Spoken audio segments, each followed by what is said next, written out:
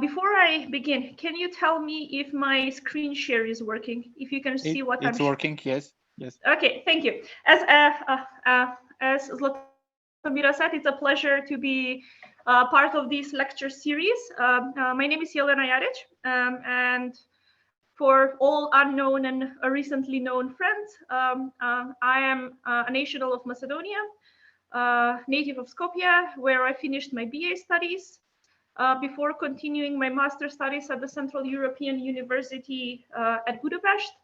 Upon return, I joined the Department of Art History and Archaeology in Skopje, where I conducted several functions as a lecturer, museum curator of the private collection that the university owns, and as a BA lecturer in Introduction to Art History and Archaeology. From 2014, I have joined the doctoral program of the University of Oxford, where I have been researching the urban transformation of the Central Balkans in late antiquity via several different sources and methodological approaches under the supervision of Professor Andrew Wilson and Professor Ine Jacobs.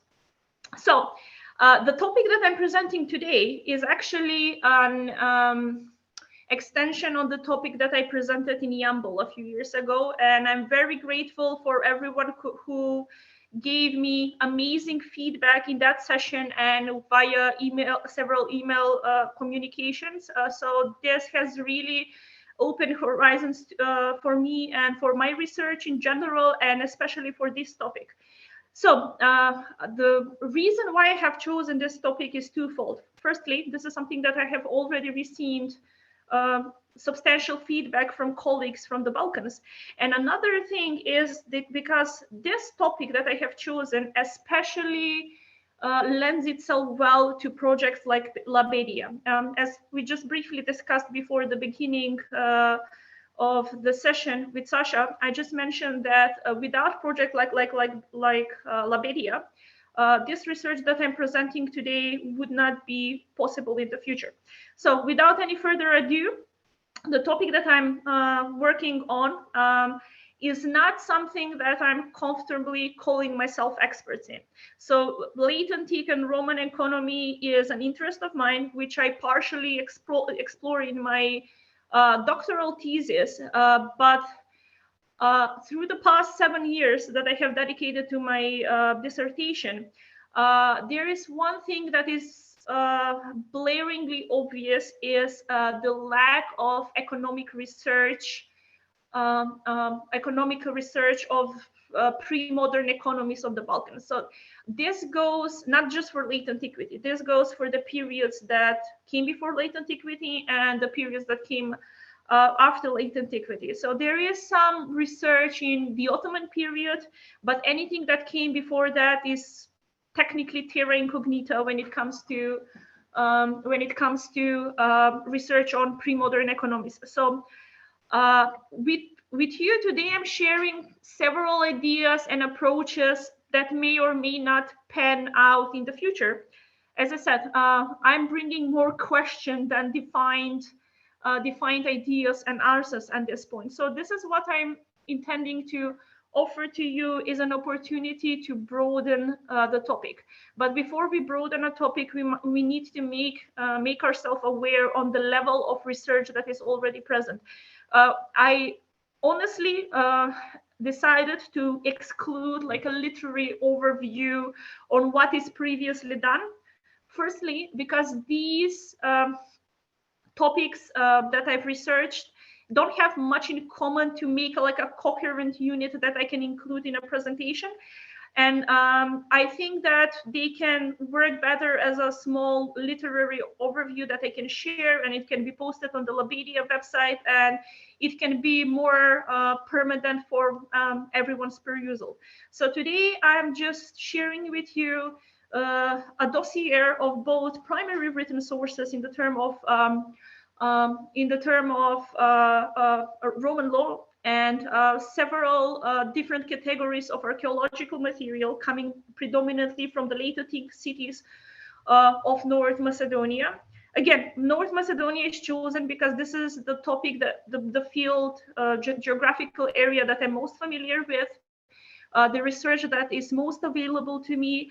And it's a good dissection of different provinces. Technically, each of these cities that we are going to discuss, each of these 3 case studies, Stobi, Heraclea, Lyncestis, and Bargala, come from different provinces, and in a way can be seen as a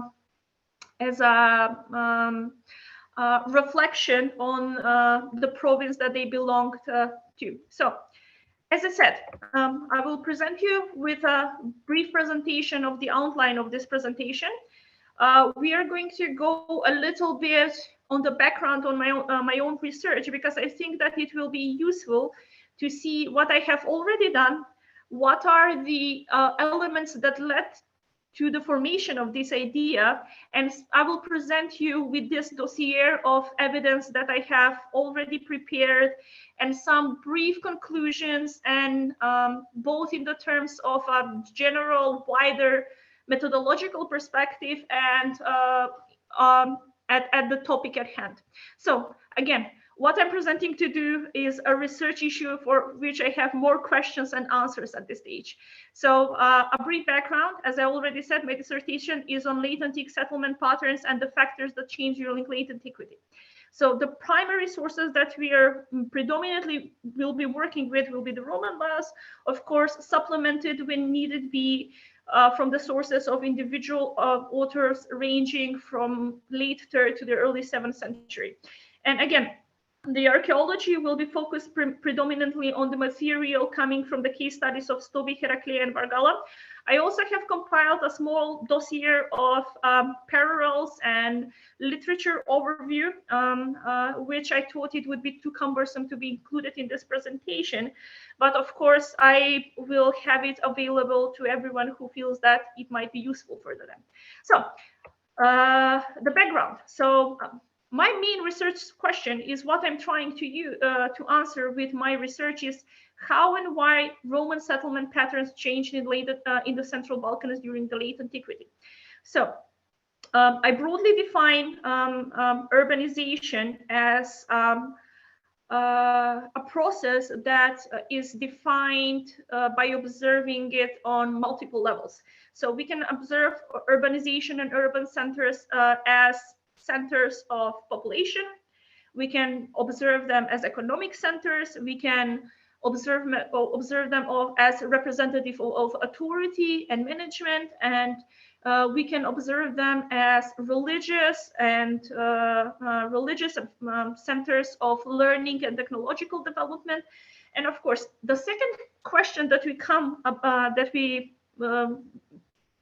need to concern ourselves with is how these cities and these centers evolved and how did they interact with their environments.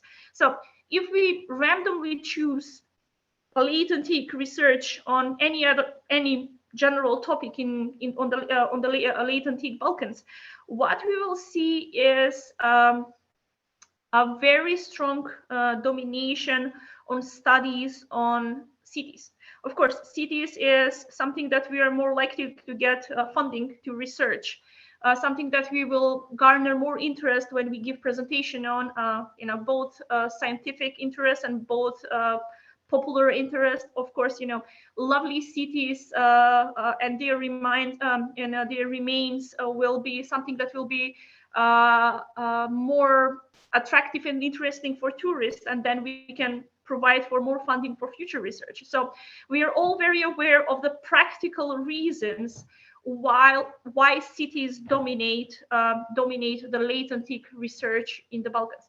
However, if we do a perusal on the international research, we shall see that late antique research is slowly but surely spreading outside of the late antique city. So we have research on the late antique countryside, rural economies. I would even go that far to say that we really need to also redefine what these categories mean. Does urban always comes as superior to rural or not? Thus, urban means the same thing that meant in the 2nd century BC, in the 1st century AD, and the 5th century AD. Do we, by applying these broadly defining and multi-meaning terms, we are constricting ourselves with predetermined notions that will garner and it will guide our direction. For instance, a very big discovery in the terms of literature for me was the recent research that was done on the economic activities of Tsarichengrad under the leadership of Henriette Baron. And she and her team suggest that Justiniana Prima was designed from the very beginning to have lots of what we deem rural elements, to be self-sufficient in the terms of providing food, storing food.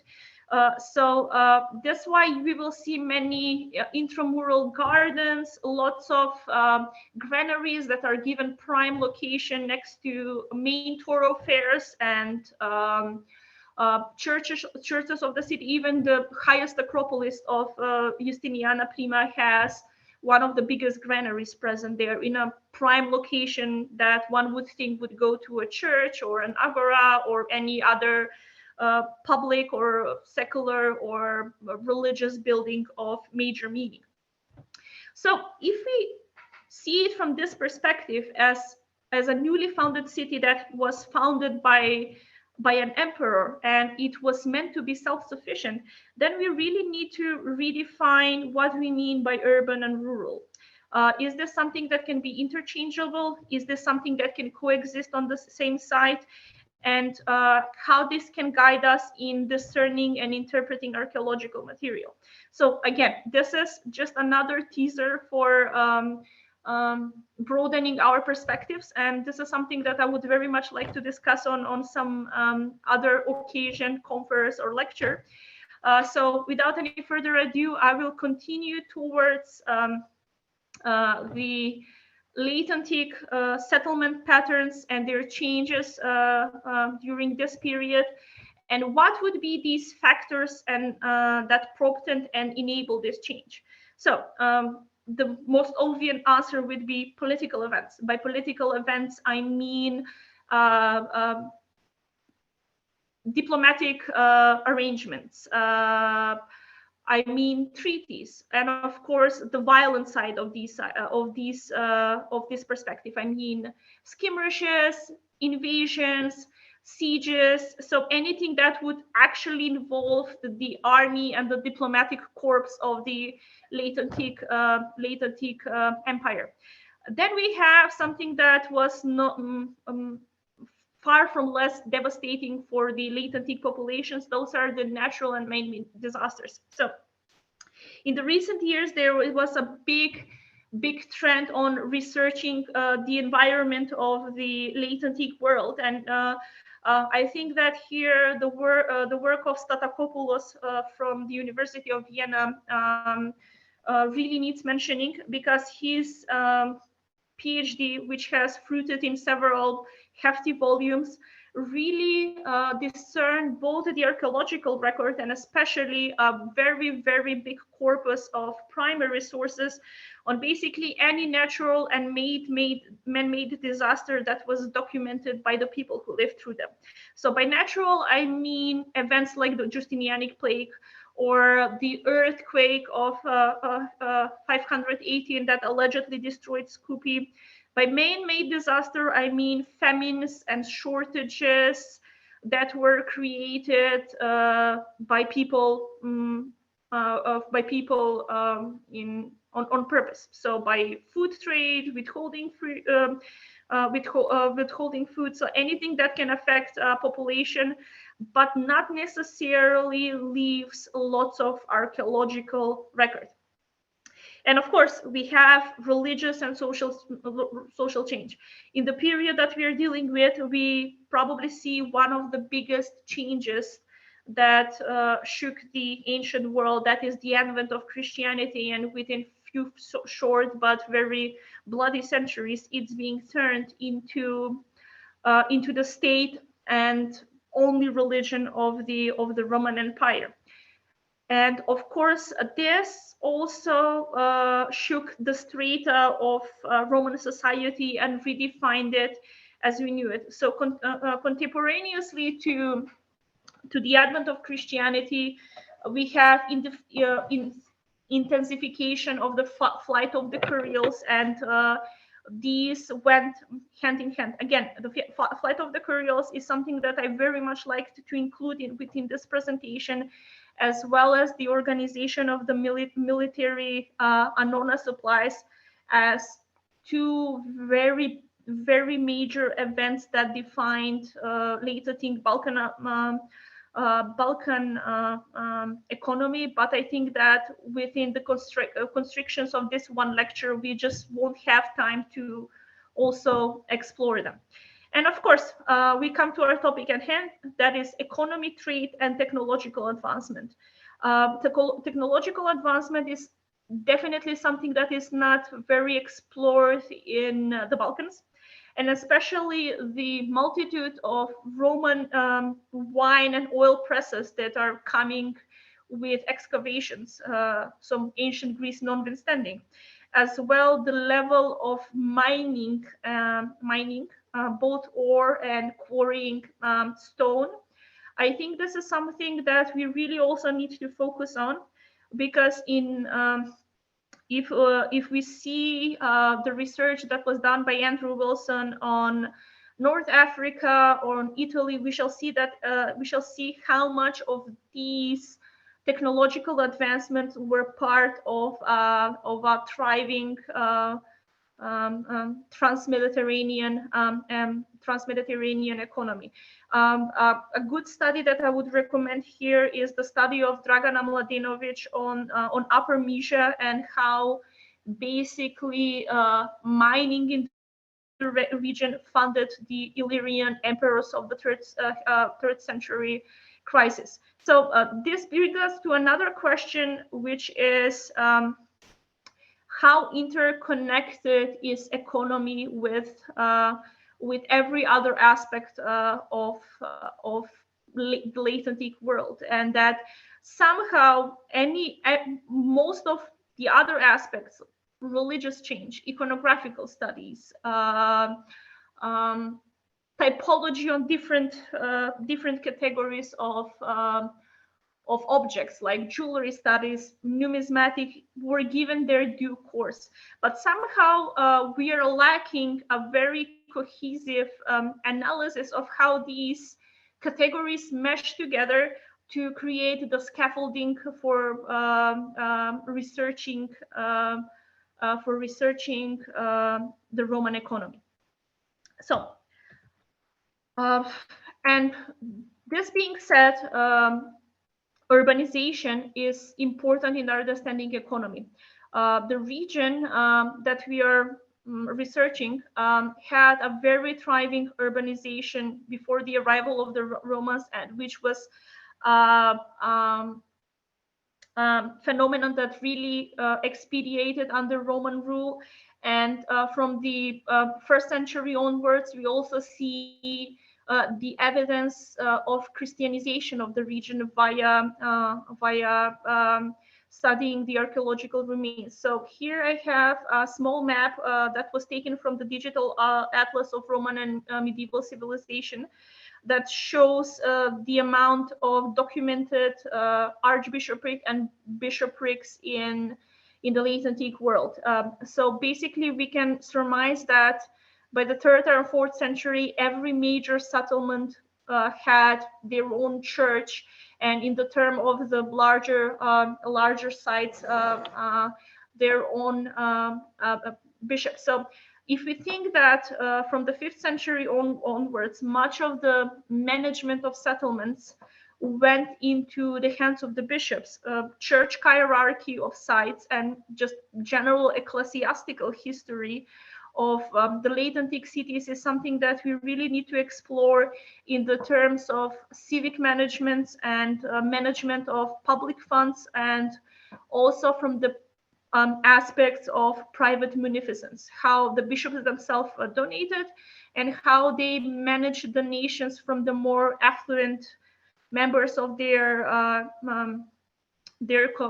communities, because they were definitely becoming, as the Americans say, movers and shakers in the late antique world. And of course, we are very aware that the Balkans was not lacking of resources. So the digital atlas is the best all-encompassing representation that I could find. But do bear in mind, this is probably one small chunk that they could use to build upon this map, not because they weren't there, because probably many of these sites, like market sites or production sites, mines and salt works, are published in smaller, obscure journals in Macedonian, Serbian, Bulgarian, Albanian, Greek, so languages that not many people outside of the Balkans actually use. So actually, when you see the general picture of what is it depicted in this digital atlas, you will see that the Balkan looks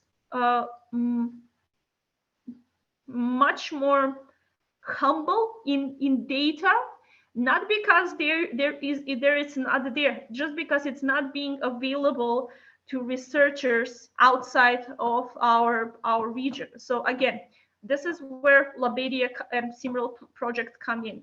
So digitalization, translation, summaries, annotated bibliographies could be very, very useful in creating metadata systems that in turn can be applied into discerning different case studies and basically building microcosms of the Roman economy on the Balkans. And again,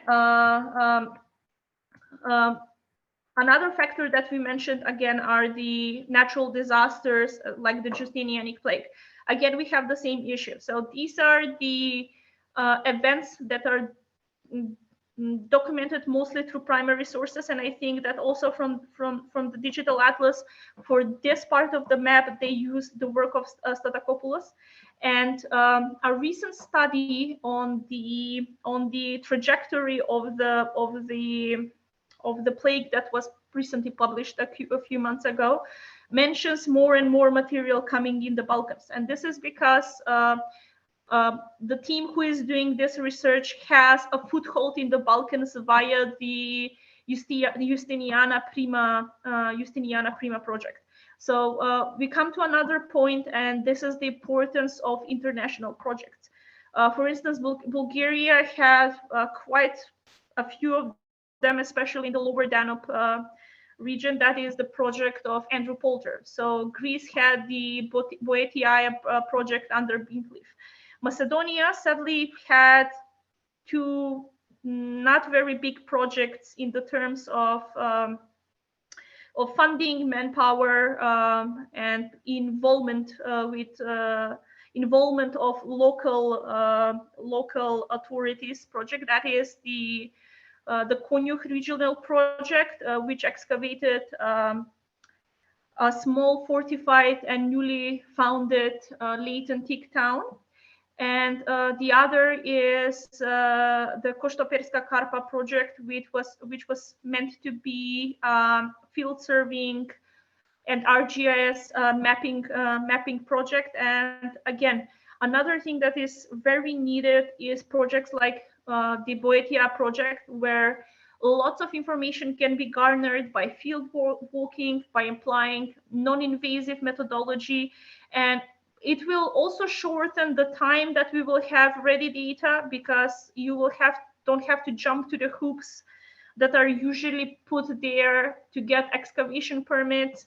It doesn't require as much money as actual excavation, as well as taking care of the site that is excavated.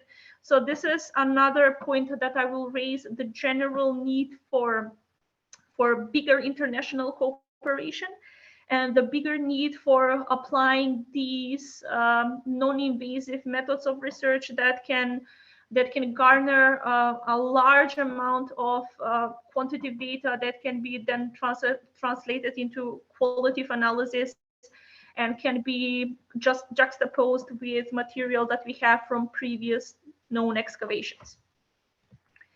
And as I said, when we have our cities defined, and if we decide to see them as the centers of production, religion, and as administration, a definition well established by Haldon almost 20 years ago, we can then see how changes in economy affect cityscapes and general settlement patterns. Of course, then we need to identify who or what social group were the carrier of this change. We already know that by the 4th century, there is this mass exodus of the curials from the city councils. And this is where the growing power of the bishops steps into forming these new social elites that are a combination of the richest landowners and the higher echelon of the church, into managing not just the religious life of the population of the pastva, but also the day-to-day affairs in I don't know, building a new fountain, maintaining street levels, cleaning out public latrines, and also major activities in food production, production of objects that can be traded, basically any aspect that you can think of from on an economic perspective. So there is an author whose name I have to consult before pronouncing it. So this is Zissimo Trifonidi, who wrote an amazing PhD thesis that is available online for free on the church involvement in the economic activities of the late Antiquity. And although she also claims that this term is somewhat an oxymoron or contradictory to itself, she terms all these activities secular Christianity. And I will read to you her definition because I do believe that she explains it better than I do. That part of Christianity that was not directly involved with liturgical services and worship, but with the activities of the institutional church that involves socioeconomic impacts of the everyday life of people in towns. So that being said, the church can be seen not just religious institution. It was definitely a social religious institution. It was definitely the pillar of the communities whose lives revolved around being Christian.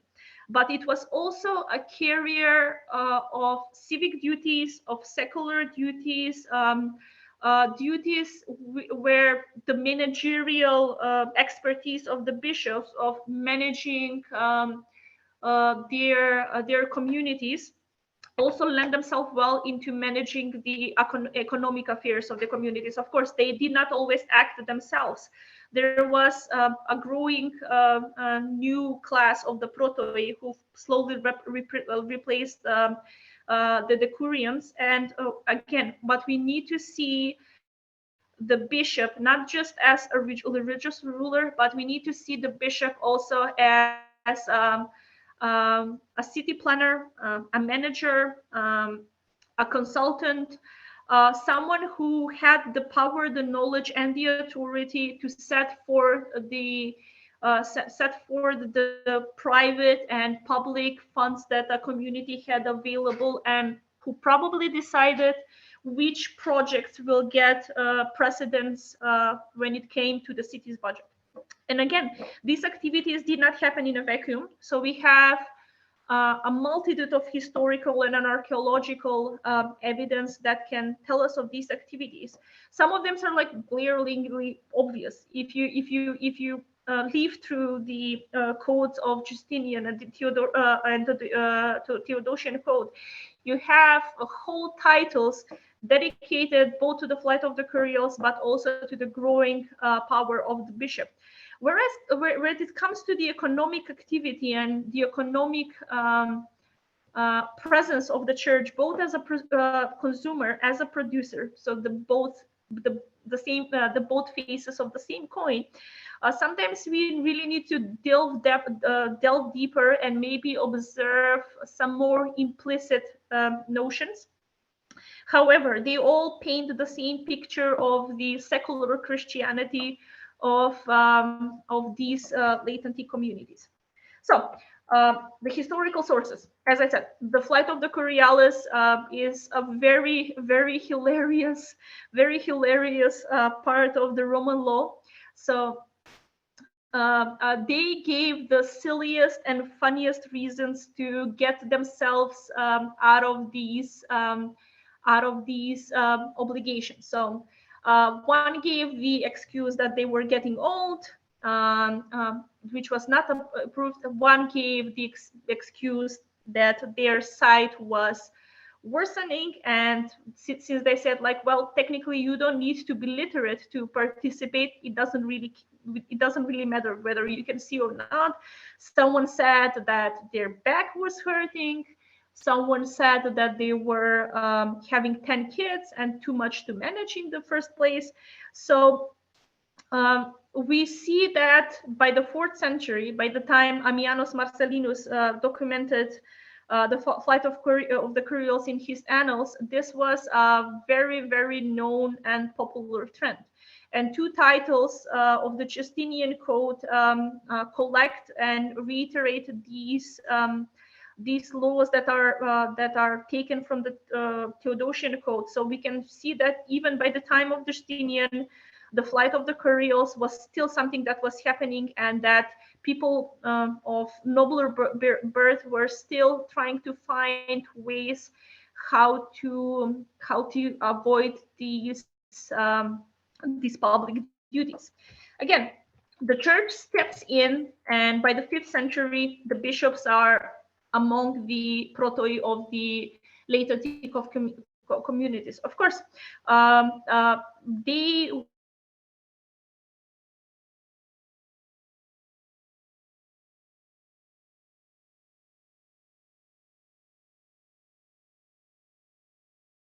were given some privileges for annual liturgies, and these 3 laws that are too long for me to read them, but you can probably all see them, basically confirms the power of the bishop and how they were part of management teams that managed public funds. So even appointments that had to come from the provincial staff of the provincial governor had to be monitored and approved by the bishop, which for me is the biggest confirmation that to see how well the bishops were enmeshed into the management of the cities, and were rubbing shoulders, were the foremost or the richest landowners. So again, many other authors like Ammianus, Procopius in his Historia Arcana, Libanius in his Orations, and many other authors document the same phenomena that are documented by the Roman laws, both the flight of the Curials and the growing power of the bishops. So I think that the most obvious physical display that we will see of the growing power of the bishop is the more and more lavishly built churches from the 5th century onwards. That means that basically the funds of the communities were slowly trickling down into building churches. So that the church, just like the ancient theater or the circus, used to be a civic pride. Now the church became this display not of just religious piety, not just of religious dedication, but also of civic pride. And we see this documented in many cases in the Balkans, including the 3 case studies that I have chosen today. So Bargala, technically, Bargala was basically on the border between Macedonia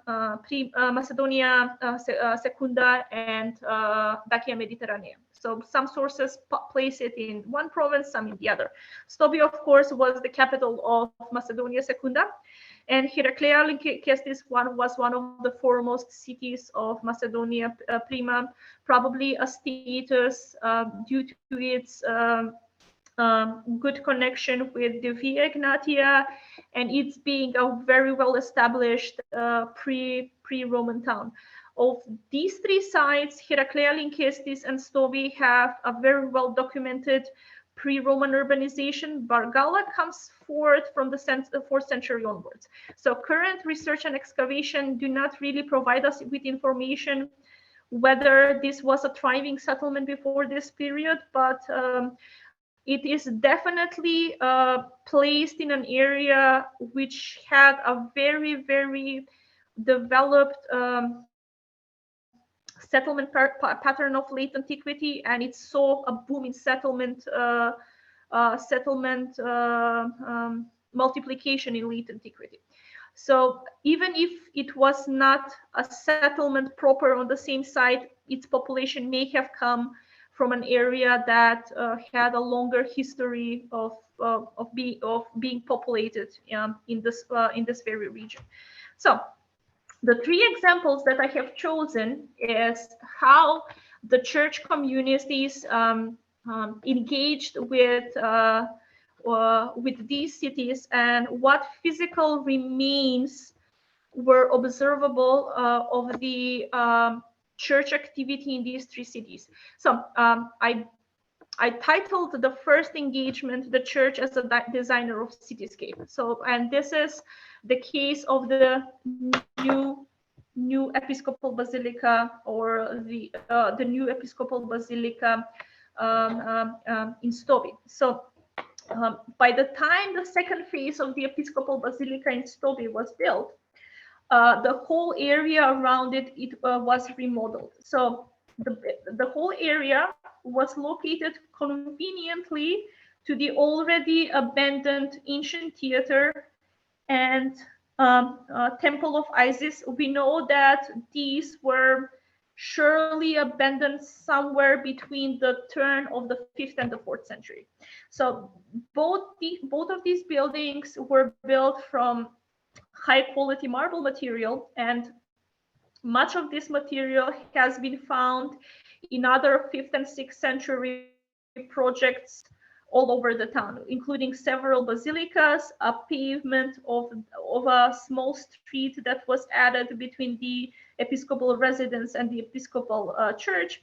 The whole connection between the main city gate, Porta Heraclea, and the road that led past the Episcopal Basilica and the little plaza that was formed across it. So while the church was being remodeled, the area around it was expanded, and basically the dominant position of the church was reinforced by making it even more accessible. So the first thing that a person would see coming through Porta Heraclea, the main city gate at Stobi, would be a 5-meter wide street that was colonnaded on both sides. The side that was colonnaded near the church also formed part of the facade of its atrium. And on the other side, we would see the Sigma Plaza, which was dotted with many shops and many shops and kiosks that served different commodities for the population and visitors both.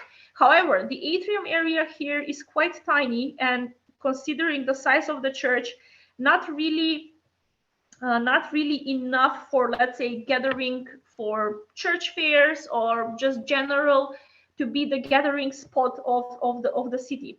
For that reason, the Sigma Plaza functioned as a gathering section in this part of the city. And this whole idea was envisioned and built in the same time. So the church, or whoever funded this construction, envisioned the church to function as part of this urban core of Stobi, and to be, let's say, the proudest display that newcomers would see. The whole arrangement of the plaza and the street would be to draw the visitor and their interest to the new episcopal basilica, which was the pride and the joy of Stobians. So the whole area was designed in such a way to bring the episcopal basilica in the focal point of the late antique city. And this is not some. These are some aerial photos that you can see better. Again, we don't know how the rest of this area connected with the city, because this area hasn't been published much. We have another published urban villa in this area, but we are yet to see how this area, this urban core, connected and intermeshed with the rest of Stobi in this area, in this period. So here, I think that you can see better the remains of the colonnaded streets,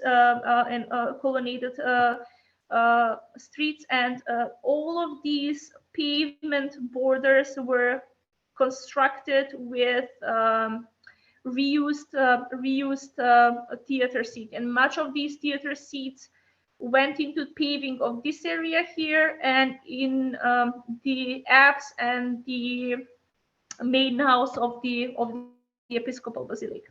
And that being said, we see this position of churches within existing urban fabric into important locations. For instance, all of these are Christian structures that were later on added to the city of Athens. And as you can see, they are all added to already established urban cores within the city, and where they will be easily accessible via main city gates and via main thoroughfares. And again, we see them quite often next to older pagan buildings from practical reasons. This is where the focal point of the city used to be. And again, all of these abandoned buildings were already made high quality material that could be reused in the construction of churches. So we have one example from Athens. So these are just a few parallels that I've put for your perusal. So we have exactly the same situation at Corinth. And we have the same situation in a small city called Tenagara in Boeotia, where again, churches were located again near the agoras. And again, this was not just a phenomenon that was happening in bigger cities. We can see this in smaller cities. I have analyzed more than 200 late antique hilltop fortification. The very same principle works even with very limited constricted space, that the church as maybe both as a consumer, as a producer here, because they're consuming lots of goods, lots of labor that comes also, but they also produce something that will be permanent for the community, managed the best spots and the best visible spots within late antique community.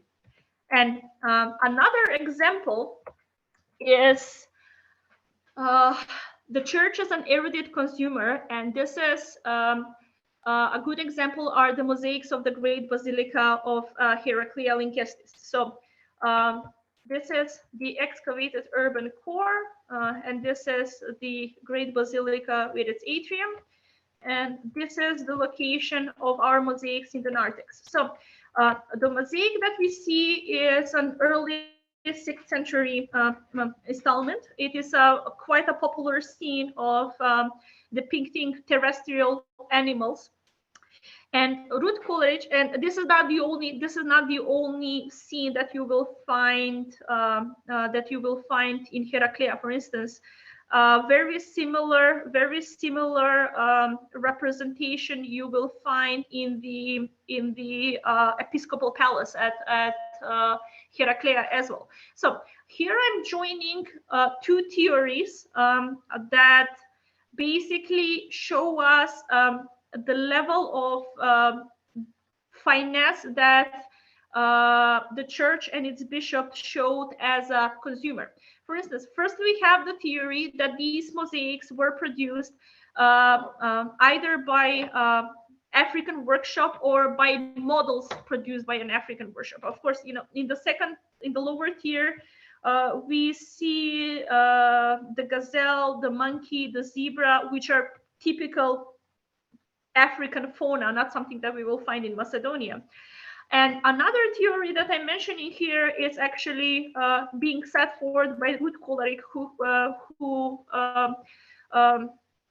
builds on the research of Gordana Tomašević and researches the Late Antiquity mosaics of North Macedonia. And she suggests that each of these animals that we see here actually is to be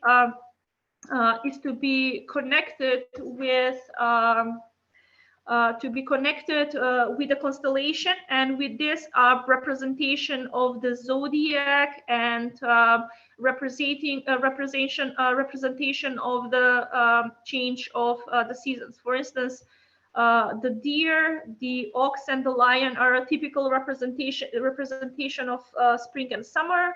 The dog is to represent winter, and that the panther is typical representation of autumn. Again, I'm not talking from a perspective of an art historian, and I'm very aware that there are many multi-layered interpretation of how to see and observe these mosaics.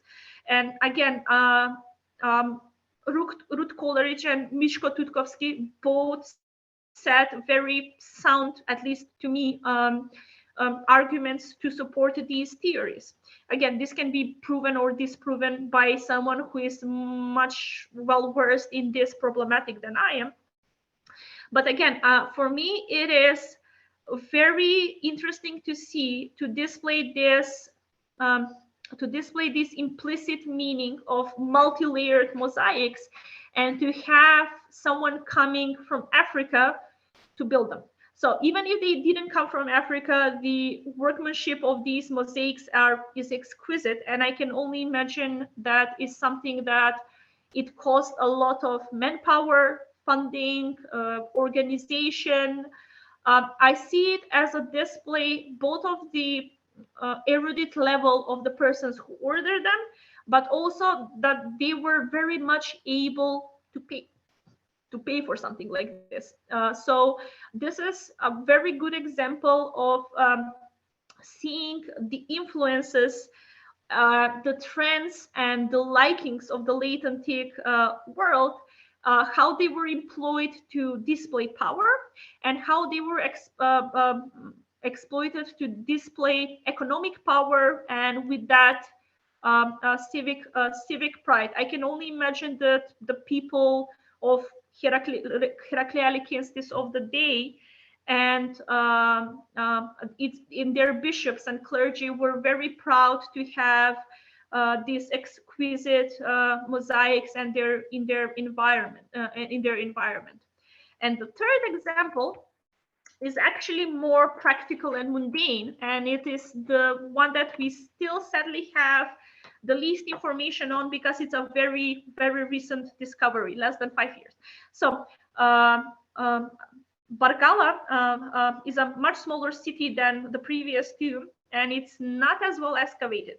So again, the pockets of excavation are focused on an area that it proved to be the episcopium of the city, the main city gate, and another church complex smack dab in the city center. It's a typical tetraburgium, and its fortification and is really easy to reconstruct, but very little is known on the city itself beyond the information that can be offered by these two pockets of excavated features. So one of them, the Episcopium, apart from offering opportunity to study the ecclesiastical architecture and its development in this part of the empire, offers a very interesting day-to-day observing of activities that went with him. So near the Episcopium and incorporated within this the city fortification, we find next to each other a glass workshop, and a winery, and a choreum, either for storing liquids or a storage space for storing liquids or grains. So the winery is very well documented. They discovered a wine press in situ with the whole mechanization that went into producing wine, and this is found in an area that is still today a very active wine production center. There is lots of similarities with this setup that we see here, and with the setup of the wine press that was discovered in Stobi, which is still unpublished. Natsev and Atanasova, who are the only people who have published this material so far, had at their disposal the material from Stobi, and they draw lots of parallels and similarities. Whether this is a regional thing, a regional typology, or something that just made the most practical sense of at the moment, we do not know. What we can say that wine pressing and wine producing was part, and it was conducted within the Episcopium of Bargala, and it was probably something that was overseen by the church itself. So in the next area, that is this area, it's called Tower 7, we find an intact glass blowing workshop. So kiln, part of its production, the pipes for producing this pottery, everything was found in situ. So chronology is not very well discerned, but we can say for sure that the glass kiln, the wine press, and the choreum were all used in the same time. And the choreum, there isn't a chemical analysis or any paleobotanical analysis to tell us actually what was discovered in these vessels, but we can say for sure that at some point they were destroyed by fire, as you can see from the present evidence. A very similar choreum or storage area was found at Vinica, the ancient Kelendin, and it was also found in a vicinity of several churches. Whether they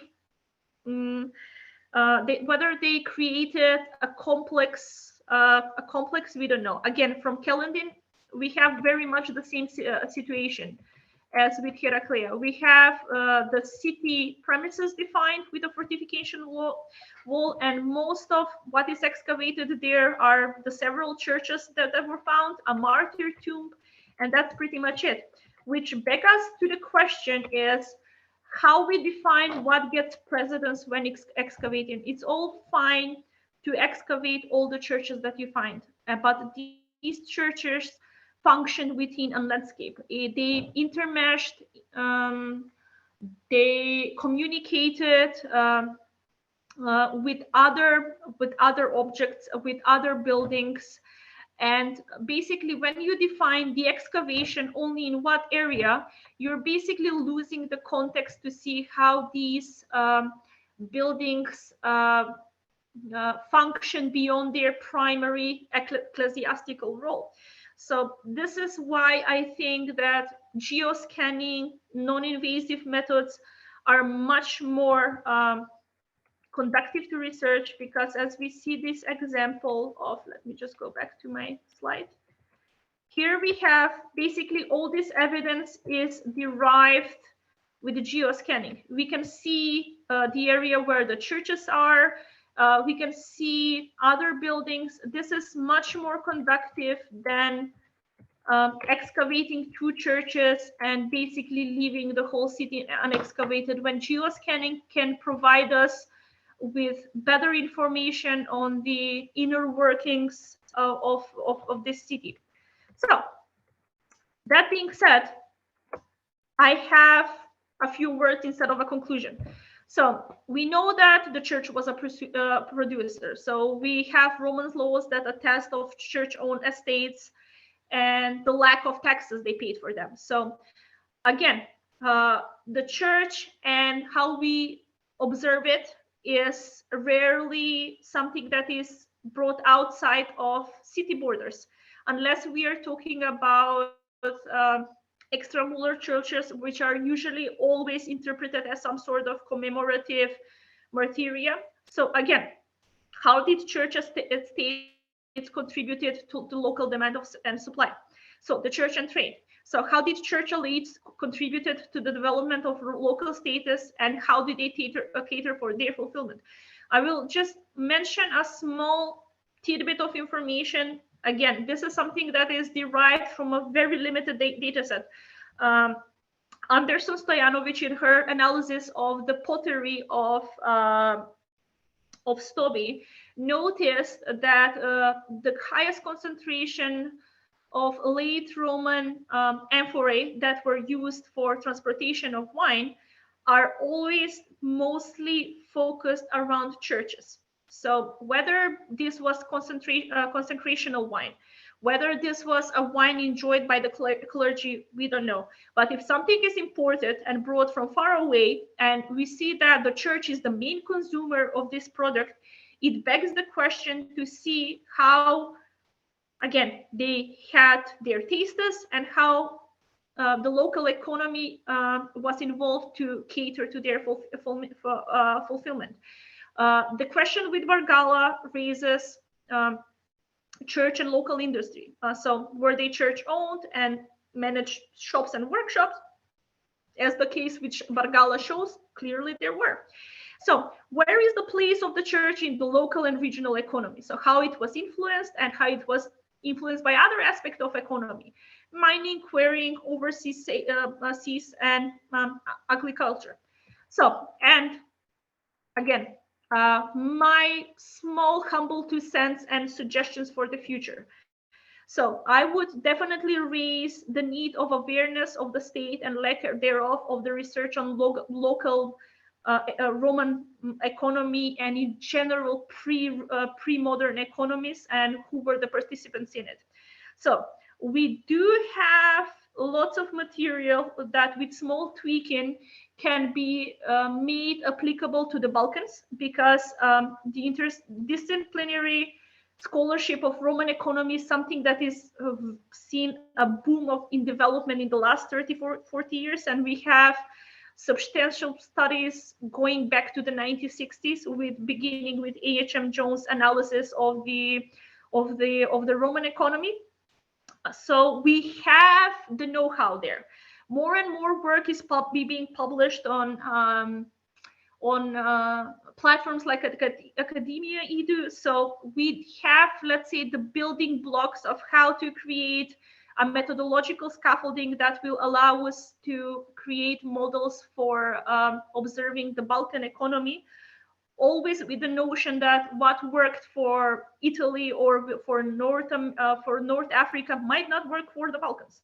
So, and again, we come to the question of that urbanization existed in, so urbanization in general, settlement patterns existed in pre-Roman times and existed in post-Roman times.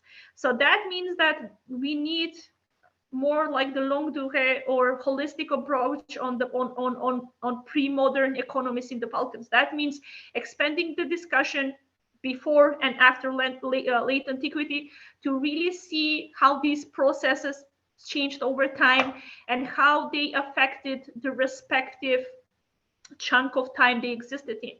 And again, we come to my favorite part, is how projects like Labedia can help us. It can help us because we are all coming from local communities communities which publish in languages. We see more and more publishing in English, but this is still something that I would very much like to see continue. They see publishing in local journals, seeing the publishing in domestic languages.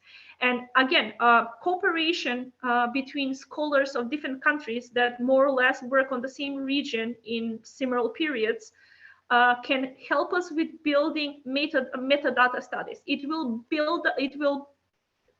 allow us to put all the material together so we can create our version of the Roman economy, the Balkan version of the Roman economy, which may or may not be similar to what was happening in other parts of the world. And then we start applying this to local case studies. And then again, this will just build this model from within even more.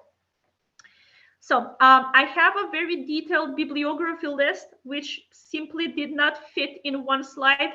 If someone is interested, please write to this email, and I'm very welcome to share all my notes and bibliography I have on this. And thank you for your very dedicated attention. And I just realized that I'm talking for an hour straight. I apologize for that.